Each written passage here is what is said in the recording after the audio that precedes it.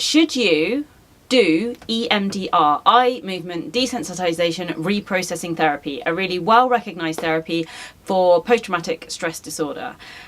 And you're probably watching this video because someone has recommended it to you. You are thinking you might embark on this kind of therapy. You're maybe undecided, you don't know. Right off from the off, I have to be honest, I can't actually tell you the answer to this. But what I can do is help you to ask some of the right questions of yourself to decide whether or not EMDR might be a good therapy for you. So I come at this as someone who has experienced EMDR as a patient rather than in my professional capacity. So yes, I do lots of professional work around mental health, but in this video, I'm talking to you just as another human being who's gone through the process, who had all the same questions that you do, and maybe might be able to help you with your thinking, perhaps, I hope. Okay, so I'm going to give you 5 questions to think about. Number 1 is, do you actually want things to change? So this is kind of true before you embark on like any kind of therapy really, but if you commit to doing EMDR, then it's really a commitment to, I don't want my life to continue in exactly the way it's going right now. There are things about my life that I would like to change, and I'm prepared to do something about that. I want things to be different. So that's the first question. If actually you're quite happy with how things are right now, maybe other people think things should change, but you don't want things to change, then that's going to make this a really hard process to engage with, because it's pretty hard. So if you don't want things to change, then this might not be the right thing for you right now. And certainly that's something that would have been true for me historically. I wasn't ready yet. And the point at which I was ready and I wanted things to change felt like the right moment to embark on this. So do you want things to change? Simple question. Number 2, are you prepared to work really hard? Because there's no point like sugarcoating this. EMDR is tough. Like, all therapy is pretty hard, and often it can feel like the harder you work, like the more you put in, the more you get out kind of thing. But it is incredibly hard work. And I think for me and for other people I've spoken to who've been through EMDR, then it can be like especially hard work towards the beginning, when you're kind of finding your way with it and you're beginning to kind of tap into stuff that you perhaps hadn't really like allowed yourself to explore before. So yeah, are you prepared to work hard? Because this isn't going to be easy. It's not like you're just going to rock up each week and this is going to fix itself. Like, this is going to take quite a lot of input from you, both in the therapy room but also around it in terms of keeping yourself safe and that kind of thing too. So that takes us on to then number 3, which is, in my opinion, before you embark on EMDR, you need to think really carefully about whether you've got existing really good coping strategies,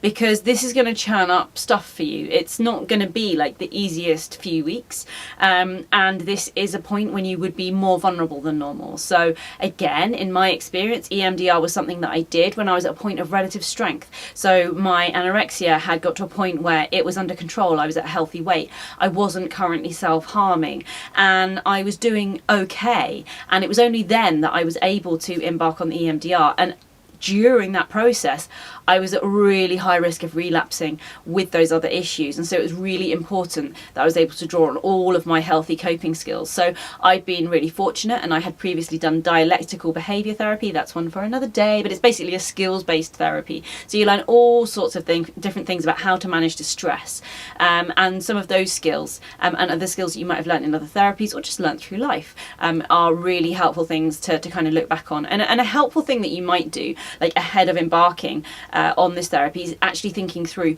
what would I do in crisis moments? What would I do on really difficult days? What are the things that help me to manage? Because on the hard days, it can be really hard to think that stuff through. But if you kind of pre-planned it and you know, right, this is what I do in these moments, then you've got it there ready to go and you can follow that plan.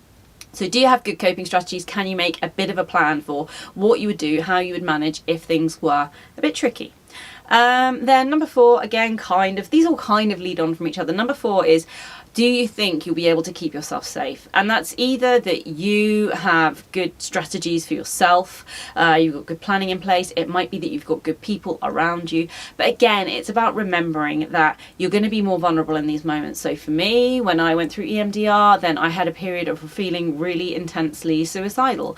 And so we had really, really clear safety plans in place. And you can, I will link in the description below to stayingsafe.org, where you can really easily create a safety plan if you're someone who struggles with thoughts and feelings around suicide. Now, again, I don't want this to put people off, because for me, this was brief. It was really intense. It was really difficult. I was dealing with trauma that had been there for a really long time at the end of the day.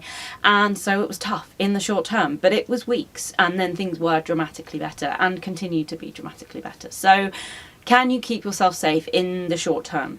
And if not, what steps could you take to ensure that you've got a good safety plan in place? Are there people you can talk to, places you can go? Even doing things like making sure you've got like the Samaritans or whatever the equivalent in your country is saved on your phone, so that you've always got someone that you can talk to at moments of crisis, can be really, really helpful steps here. And then finally, number 5, the last question you could ask yourself is, what's the worst that could happen? And I don't mean that like, oh, what's the worst that could happen? Get on with it. I mean, literally, what's the worst thing that could happen as a result of doing EMDR? And is that a problem for you? So for me, at the point in which I decided to go with EMDR, it was literally, I tried everything. I was, I'd kind of gone through all my various therapies. I'd kind of gotten on top of my eating disorder and self-harm to some extent, but actually I was kind of standing still in my life, and my life was still really quite controlled by past trauma, and I needed to be able to move on from that if I was ever going to fully recover from the other issues. And so for me, when I kind of thought, well, what's the worst that could happen from, putting my life on hold for a few weeks and really engaging with this therapy, it was totally kind of worth it, if that makes sense. And yeah, I had to think really carefully about safety planning, and yeah, it was a tricky few weeks, but it really helped me to get my life back, so that was good. The thing is, EMDR is, loads of people find it really helpful, but I'm sure there are people that don't. And it's the same with any kind of therapy. It's as much about like your relationship with the therapist and building that up, your being ready to change, you being at the right point in your life. There's all other things that will kind of interact with it. So don't feel like this is going to be a magic bullet. However, what I would also say is sometimes people have commented on my videos in the past about EMDR, and they've said, well, I'm really cynical about whether this will work. Is that going to stop it working? And I don't think that is going to stop it working. I went into EMDR super, super cynical, and actually for me, it was an incredibly effective therapy. So yeah, what else to say? Basically, should you do EMDR? I can't tell you the answer.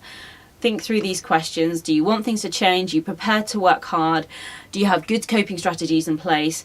Are you able to keep yourself safe? And what's the worst that can happen? Really good starting point for thinking this through. And if you're not sure, take these questions or questions like it to your therapist and discuss it with them before you commence. You are somewhat in control of this process. It is going to be done with you, not to you. So try and take some control of that dialogue and feel like you're really ready, so that when or if you decide to go with it, you can really kind of give it your all. Good luck, whatever decision you make. I would love to hear your thoughts and comments below. What other things do you think you need to think about before commencing on this or any other kind of therapy? I hope it's helpful, and see you next time. Bye.